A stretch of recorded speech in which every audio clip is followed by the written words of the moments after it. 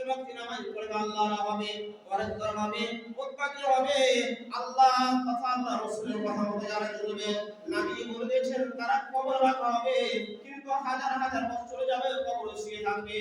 শুয়ে থাকার পরে যখন আল্লাহ রাব্বুল আলামিন আদেশে ইসরাফিল আলাইহিস সালাম যখন সিংহায় ফুঁক দেবে, সারা বিশ্বের মানুষ উঠবে, ওই ব্যক্তি কবর থেকে উঠবে। নবী বলছেন যখন কবর থেকে উঠবে তারা জিজ্ঞেস করা হবে, ও বন্ধু, ও ভাই, তুমি কবরে কতদিন ঘুমিয়েছিলে? কতদিন কবরে ঘুমিয়েছিলে? যারা দুনিয়াতে মাস্তি করেনি, দুনিয়াতে হালাল হারাম যারা সমস্ত পেয়ে চলেছে, চেক করে চলেছে, না দুনিয়াটা তুচ্ছ, দুনিয়াতে অন্যায় করা চলবে না, মিথ্যা কথা বলা চলবে না, দুনিয়াকে একটু ধরা চলবে না, মানুষের লাঞ্ছনা বঞ্চনা করা চলবে না, যারা আমাদের দুনিয়াতে গাফলতি যারা দেখায় না, যারা সব সময় আল্লাহ আল্লাহ রাসূলের কথা পড়তে যারা মাথা পেতে বের নাই, ঘাড় পেতে বের নাই, এই সমস্ত লোক কবর যখন উঠবে তারা জিজ্ঞেস করা হবে, তারা বলবে ইয়াওমানা বাদা ইয়াউমিন। কবরে তারা বলবে তুমি কতদিন ঘুমিয়েছিলে? ওই ব্যক্তি বলবে কবরে ইয়াওমান আবাদা ইয়াউমিন, একদিন হলো কিংবা তার কিছু বেশি হলো। হাজার হাজার বছর কেটে যাবে, কবরে ডুবে আছে, কিয়ামত হয়নি। আর যখন কিয়ামত হবে, যখন সে উঠবে কবর থেকে, তখন জিজ্ঞেস করা হবে, তো বলবে একদিন হলো কিংবা একদিনের কিছু বেশি হলো। বন্ধুরা আমার, আল্লাহ পাক বলছেন, কি বলছেন? তার জন্য সমস্ত বিশ্বের মানুষকে বলছেন, ও মানুষ, ফালিয়াযহাবু কালিলা ওয়া ইয়াবকু কাসীরা জাযাআম বিমা কানু ইয়াকসিবুন। খেয়াল করেন, আল্লাহ বলছেন ফালিয়াযহাবু ওয়া ইয়াবকু কাসীরা, কি করো? দুনিয়াতে তোমরা কাঁদো বেশি, বেশি দুনিয়াতে কাঁদো, খুব সাবধান। কেন কাঁদবে? আমি দুনিয়াতে কেন কাঁদবো? আল্লাহ বলছে এই জন্য কাঁদো, জাযাআম বিমা কানু ইয়াকসিবুন। তুমি কি করলে? কতদিন আমি এসেছি মসজিদে, কতদিন আমি দান করলাম, কতদিন সাদকা করলাম, মানুষকে সব কথা কখন বললাম, মানুষকে উপদেশ দিলাম কিনা, মানুষকে ভালো কথা বললাম কিনা, মসজিদে গেলাম কিনা, হারাম থেকে বেঁচে থাকলাম কিনা, আমি চিন্তা করলাম সুদ থেকে বেঁচে থাকলাম কিনা, মিথ্যা কথা থেকে বেঁচে থাকলাম কিনা। জাযাআম বিমা কানু ইয়াকসিবুন। তোমাকে বদলা দেওয়া হবে যেমন তুমি দুনিয়াতে করবে। তার জন্য আল্লাহ রাব্বুল বলেছেন দুনিয়াতে কাঁদো বেশি, বেশি দুনিয়াতে কাঁদো। আল্লাহ আমার 60 বছর বয়স হয়ে গেল, 40 হয়ে গেল, 30 হয়ে গেল, মসজিদে যাওয়ার এখন সুযোগ হলো না, মসজিদে আমি গেলাম না, জুমা শেষ হয়ে গেল, এখন আমি মসজিদে গেলাম না, আমি এখন হালাল বাঁচলাম না, এখন মিথ্যা কথা দূরে শুনলাম না, মানুষের আমি সমালোচনা করতে ছাড়লাম না। আল্লাহ বলছেন জাযাআম বিমা কানু ইয়াকসিবুন, তোমাকে তার বদলা দেওয়া হবে।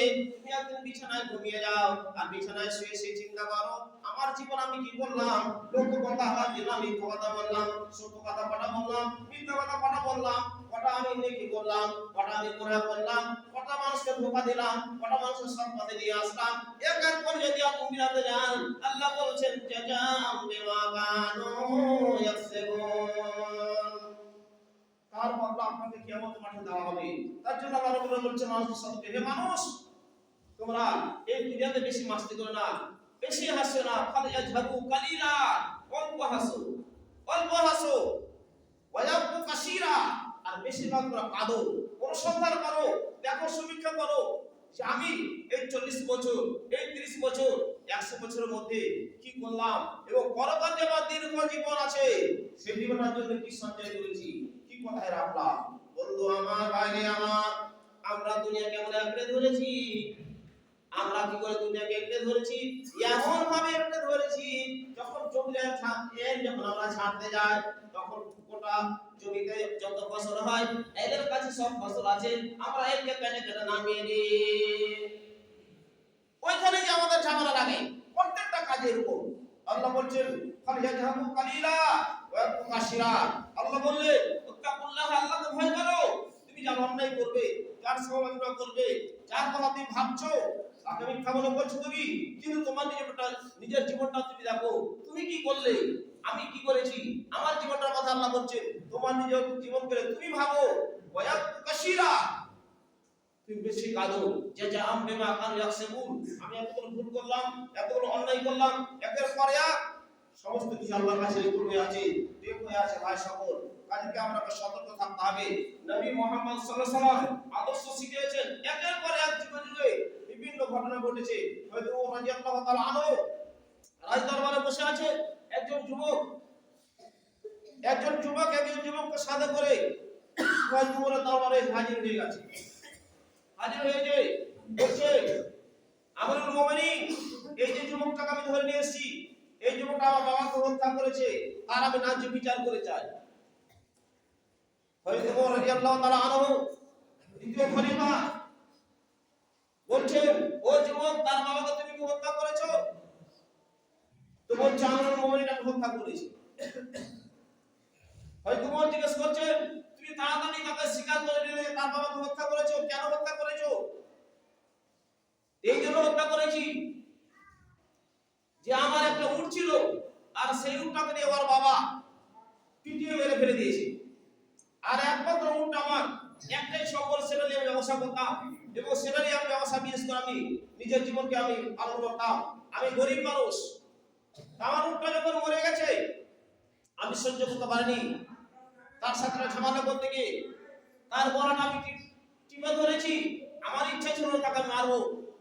গলাটা টিপে ধরে আমি রাগের সাথে যেমন ধরেছি, তার বাবা বয়স্ক মানুষ মারা গেছে, এবং পাশে আমার কোনো লোকও ছিল না যে আমাকে নিষেধ করবে, এবং পাশে কোনো লোকও ছিল না যে আমি তার বাবাকে যে মেরেছি সেখানে আমি পালিয়ে যেতে পারতাম।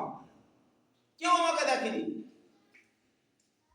হযরত ওমর রাদিয়াল্লাহু তাআলা বলছেন যে তুমি তো অনায়াসে পালিয়ে যেতে পারতে। তুমি জানো যে মৃত্যু একজনকে আমি কতল করে দিয়েছি, মেরে ফেলে দিয়েছি, তোমাকে মৃত্যুদণ্ড নিতে হবে।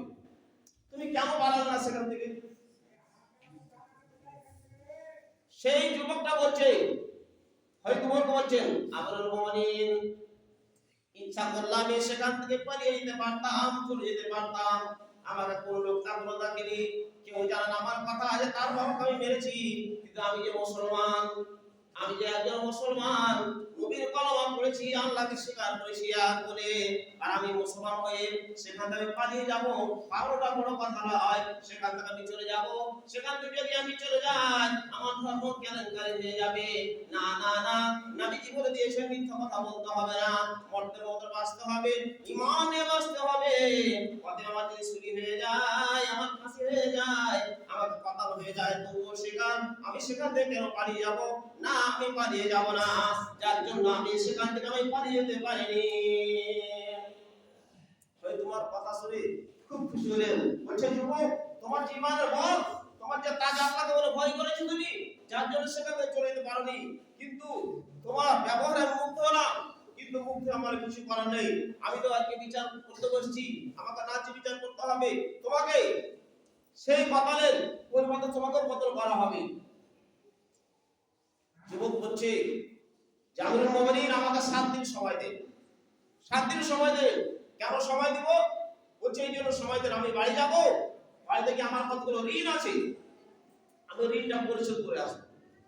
আর আমার আব্বার সাথে দেখা করে আসবো, মায়ের সাথে দেখা করে আসবো, স্ত্রীর সাথে দেখা করে আসবো, আমার ছেলে আছে তার সাথে দেখা করে আসবো, তাদের কাছ থেকে বিদায় নিয়ে আসবো। আমি যেখানে এসেছি কেউ জানে না, আমাকে একটু সময় দেন। হয়তো ওমর রাদিয়াল্লাহু তাআলা বলছেন যে, বাবু, তোমার কথা সবটাই ভালো, তোমার ঈমান আছে, সব কিছু আছে, তুমি আল্লাহকে দেখে ভয় করেছো, এবং দুনিয়াকে তুচ্ছ করেছো পরকালকে বাঁচার জন্য। কিন্তু তোমাকে ছেড়ে দিলে তুমি যে আসবে, এর গ্যারান্টি কে দিবে? তুমি যদি কাগজে পাও, তাহলে তাকে জামিন রেখে যাও। আবু জাহল বলে একজন লোক দাঁড়িয়ে গেল, আমিরুল মুমিনিন, আমি জামিন হচ্ছি, যুবককে ছেড়ে দেওয়া হোক। যুবক বাড়ি চলে গেল। বাড়িতে ঋণ পরিশোধ করে 7 দিন পরে আবার এসে ওমর দরবারে হাজির হয়ে গেল। ওমর রাদিয়াল্লাহু তাআলা আনহু জিজ্ঞেস করছে কথা বলে, ও যুবক, শোনো, কেন তুমি বাড়ি থেকে ফিরে আসলে? তুমি কেন বাড়িতে ফিরে আসলে? তোমাকে কেউ তো খুঁজে পেত না। আজকে 7 দিন হয়ে গেল, যাকে তুমি জামিন করে দিলে, আর আজকে ফাঁসি হয়ে যেত, তাকে কতল করা হলো তোমার পরিবর্তে, তুমি কেন ফিরে আসলে বলো? যুবক বলছে, মোরা মুসলিম, শহীদ হইতে আজ নাহি ডরি, সত্যের লাগি যুগে যুগে মোরা জান কুরবানি করি। মোরা মুসলিম নবীজির বাণী গাহিয়াত, মুসলিম জবানে নাই তো কোনো মিথ্যাবাদীর কাজ। ওমর বলছে, ও আমিরুল মুমিনিন, যুবক বলছো আমার আমিরুল মুমিনিন আমি বাড়ি গিয়েছিলাম বটে, কিন্তু আমার জন্য একজন লোকের জান চলে যাবে, প্রাণ চলে যাবে। তাই আমাদের মাঠে যদি আল্লাহ আমাকে জিজ্ঞেস করে আমার দুনিয়া ধ্বংস হয়ে যাবে, বরবাদ হয়ে যাবে। আল্লাহ কোরআনে বলেছে ফালিয়াযহাবু কালিলা ওয়া ইয়াবকু কাসীরা জাযাম বিমা কানু ইয়াকসিবুন। আমি দুনিয়াটা তুচ্ছ মনে করেছি, মাত্র কয়েকদিনের জীবন, আর এই জীবনকে আমি প্রাধান্য দিতে রাজি নই, পরকাল যেন আমার ধ্বংস না হয়ে যায়। যার জন্য আমি এসে বিবি বাচ্চার কাছ থেকে বিদায় নিয়ে আমি আপনার বাবারা হাজির হয়ে গেছি। বন্ধু আল্লাহকে ভয় করে সে ব্যক্তি আসলে গেলে, তারপরে যে যুবকটা তাকে ধরে নিয়ে এসেছিল তার ব্যাপারে এত মুগ্ধ হয়ে গেল, মুগ্ধ হওয়ার পরে তাকে মাফ করে দিলেন, ক্ষমা করে দিলেন। বন্ধু আমার ভাইরা আমার, আল্লাহ তাই বলছেন যে দুনিয়াটাকে প্রাধান্য দিও না, দুনিয়াতে সৎ হয়ে চলো, দুনিয়াতে ভালো খাবার খাও। আল্লাহ রুচি দিয়েছেন, এত সুখ দিয়েছেন, এত শান্তি দিয়েছেন, তারপরে অন্যায় দিকে কেন আমরা সুদের কারবার করি? কেন করি? আমরা সুদ দিয়ে তারপরে সুদের কারবার করি। আল্লাহ আমরা এত সুদ দিয়েছে তারপরে বেঈমানি করি। আল্লাহ এত সুদ দিয়েছে তারপরে মিথ্যা কথা বলি। আল্লাহ এত সুদ দিয়েছে তারপরে আমরা কি করি? মানুষের সাথে লাঞ্ছনা গঞ্জনা করি। আল্লাহ এত সুদ দিয়েছে তারপরে আমরা কি করি? লোকের ক্ষতি করতে যাই। আল্লাহ বলছেন ফালিয়াযহাবু কালিলা, এই দুনিয়াটা কত অল্প, কালিলা ওয়া ইয়াবকু কাসীরা, এবং পরকালের জন্য তুমি কাঁদো বেশি। জাযাম বিমা কানু ইয়াকসিবুন, কি করলে তুমি দুনিয়াতে? কতটা পুণ্য কি করেছো, কতটা গুনাহ করেছো, খেয়াল করেছো? যে যা তোমাকে বদলা দেওয়া হবে, বিমা কানু ইয়াকসিবুন, যেগুলো তুমি উপার্জন করেছো, যেগুলো সঞ্চয় করেছো নাকি, যেগুলো গুনাহ, আর পরিবর্তে তোমাকে দেওয়া হবে কিয়ামতের মাঠে। বন্ধু আমার, ভাইরা আমার, আমরাকে খেয়াল রাখতে হবে। আমরা যে কাজ করি, যেখানে যাই, যেন আমরা সবসময় আল্লাহকে খেয়াল রাখি, আল্লাহকে ভয় করি। আপনি গভীর রাতে যেখানে যে করেন, আল্লাহ সব দেখছেন এবং তার দুজন ফেরেশতা আছে। আপনি যেখানে যান, যখন যেই ফাঁদে, যেই বুদ্ধিতে, যেই কৌশলে, আপনি হয়তো করবেন আছেন এক বুদ্ধি, আমি সেই বুদ্ধিটা করব, আল্লাহ জানা। আল্লাহ হচ্ছে আলিমুল বিজাতি সুদূর, আমি তোমার অন্তর খবর জানি, কি পরিকল্পনা, কি ছক, কি বুদ্ধি, কি কৌশল তুমি খাটাচ্ছ সব আমি জানি। অতএব আমরা যদি শুধু আল্লাহকে একটা ভয় করি যে আল্লাহ একজন আমাদের আছে, আমি মিথ্যা কথা বলছি তার পিছনে আল্লাহ শুনছি, আমি সত্য কথা বলছি সেটাও শুনছি, আমি চুরি করছি সেটাও শুনছি, মিথ্যা কথা বলছি সেটাও শুনছি, লোকের সমালোচনা করছি সেটাও শুনছে, সবই আল্লাহ শুনছে। আল্লাহ হাত থেকে আমরা রক্ষা পাবো না, আল্লাহর চোখ থেকে আড়াল হতে পারবো না, আল্লাহর কান থেকে আড়াল হতে পারবো না।